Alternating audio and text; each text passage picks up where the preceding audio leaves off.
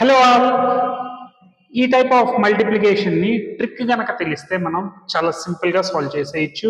ఎలాగో చూద్దాం. ఒకసారి డిజిట్స్ని అబ్జర్వ్ చేస్తే 2 + 8 10, 7 + 3 10, అలాగే 3 and 3 4 and 4 5 and 5 8 and 8 ఇలాగా టెన్స్ డిజిట్లో ఉన్న నెంబర్ ఈక్వల్గా ఉండాలి.